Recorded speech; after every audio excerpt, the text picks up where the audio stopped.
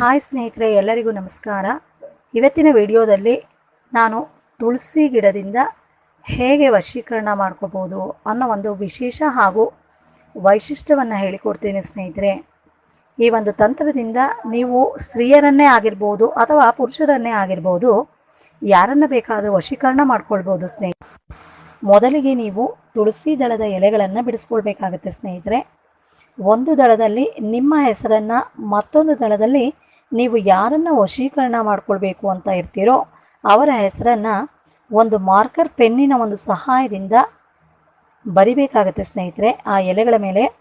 ಸ್ನೇಹಿತರೆ, ನೀವು ಈ ಒಂದು ತಂತ್ರವನ್ನು ಮನೆಯಲ್ಲಿ ಮಾಡೋಕ್ಕೆ ಆಗಲ್ಲ ಅಂದರೆ ನಮ್ಮ ಗುರೂಜಿಯನ್ನು ಈ ಕೂಡಲೇ ಫೋನ್ ಮೂಲಕ ಸಂಪರ್ಕಿಸಿ. ನಿಮ್ಮ ಏನೇ ಸಮಸ್ಯೆಗಳಿದ್ದರೂ ಕೆಲವೇ ಗಂಟೆಗಳಲ್ಲಿ ನಮ್ಮ ಗುರೂಜಿ ಪರಿಹಾರವನ್ನು ಮಾಡಿಕೊಡ್ತಾರೆ ಸ್ನೇಹಿತರೆ.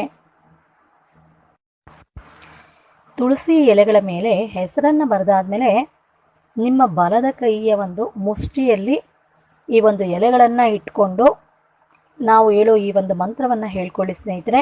ಮಂತ್ರ ಹೀಗಿದೆ ಸ್ನೇಹಿತರೆ: ಓಂ ವಶಂ ಕೂರು ಕೂರು ಆಮುಕಿಮೆ ವಶಮಾನ್ಯ ಸ್ವಾಹ.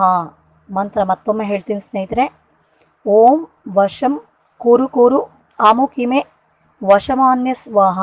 ಈ ಒಂದು ಮಂತ್ರದಲ್ಲಿ ಆಮುಕಿಮೆ ಅನ್ನೋ ಜಾಗದಲ್ಲಿ ನೀವು ಯಾರನ್ನು ವಶೀಕರಣ ಮಾಡ್ಕೊಳ್ಬೇಕು ಅಂತ ಅಂದ್ಕೊಂಡಿರ್ತೀರೋ ಅವರ ಹೆಸರನ್ನು ಹೇಳ್ಕೊಳ್ಬೇಕಾಗತ್ತೆ ಸ್ನೇಹಿತರೆ.